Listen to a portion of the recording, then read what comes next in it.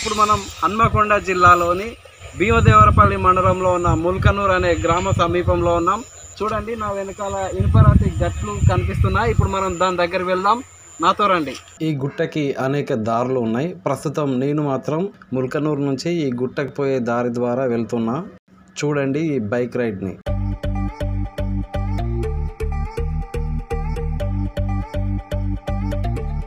చూడండి, మనం ఈ గుట్ట దగ్గరికి వచ్చినాం. ఎంత అందంగా ఉందో. మనం ఇంకాస్త ముందుకు వెళ్దాం.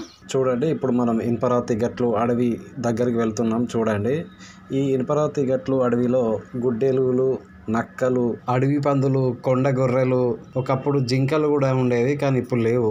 అలాగే తోడేళ్ళు మరియు నెమళ్ళు, ఏదులు మరియు ఎన్నో రకాల జంతువులు ఇక్కడ ఈ గుట్టలో ఉంటాయి.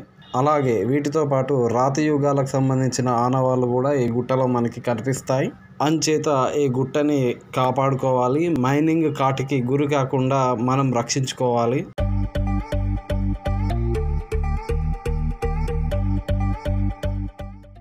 మిత్రులారా, చూడండి, మనం ఆల్మోస్ట్ ఈ గుట్ట దగ్గరికి వచ్చినాం. చూడండి ఈ వ్యూ ఎంత బాగుందో. ఇక్కడ చూడండి, బృహత్ పల్లె ప్రకృతి వనం ముల్కనూరు.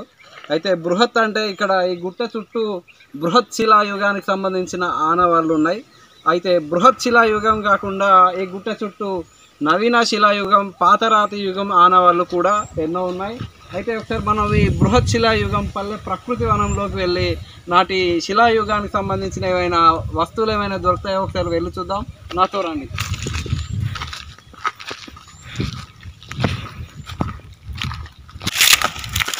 చూడండి, ఈ రాయి చూడండి ఎలా ఉందో. లేయర్స్గా ఉంది.